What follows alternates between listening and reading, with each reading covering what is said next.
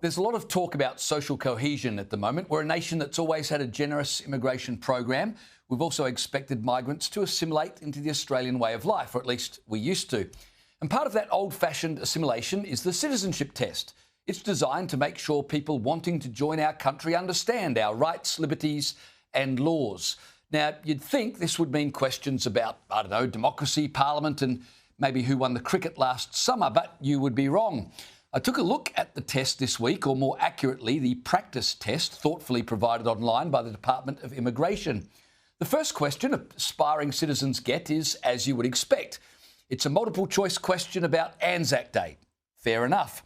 But I have to say, the second question took me a little by surprise. It's a question asking new migrants whether they know the colours of the Aboriginal flag. And if you're wondering, that was the only flag question. I know, right? Nothing about the Torres Strait Islander flag.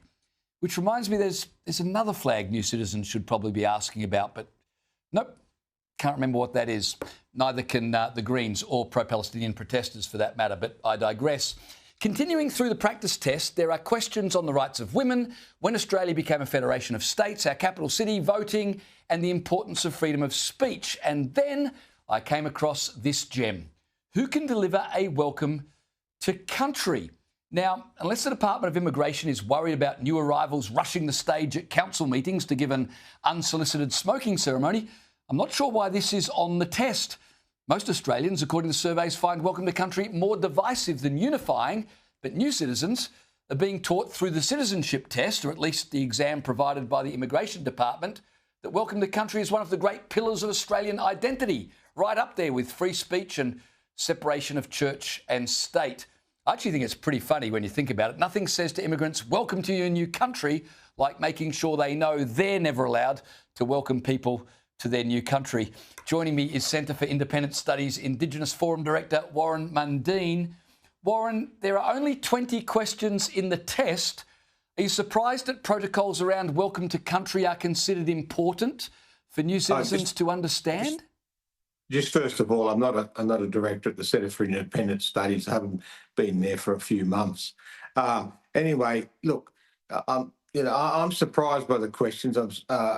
This is supposed to be about, you're going to become a citizen of this country. We should be explaining, in the questionnaire that people need to study and get the right answers for about what a great civil liberal democracy that we are, what our flag stands for, and what are the colours of the flag. How do we have our parliamentary system? How do we, have rights, liberties and freedoms, and all those type of questions. But then they have, I remember when you used to see the old war films, in the black and white war films of America, they used to ask the baseball question. Well, I don't mind them tossing in the cricket question or the who won the AFL or the NRL. But it's, I just find it strange that, this is one of these watered down woke type things that, we should be, we should be taking the opportunity to really sell the country. Well, I notice you've got the Australian flag behind you. What do you think about the fact the practice test, at least, asks about the Aboriginal flag, but doesn't mention at all anything about our national flag? I think that's very odd for a citizenship test. I think it's bizarre. Actually, no, it's more than odd. I think it's disgraceful. If you're going to come to, I don't know about the citizen test in the United States or other countries, but I'm sure there is a question about the flag and what the United States flag stands for and why they've got stars and banners and stuff like that. Look, we got the Federation Star, we've got the Southern Cross, and we've got the Union Jack in it, and the colours of red, white and blue. I think people should understand what those colours actually mean. I'll be surprised if a lot of Australians don't even know what they mean, because when I was at school, we used to be taught all that stuff, but I don't think they actually do that anymore. Mm-hmm. So, Warren, when you've only got 20 questions and at least two of them, the flag question and the welcome to country question, seem more ideological than essential to national identity. What do you think is going on here? Well, is this accidental, or is...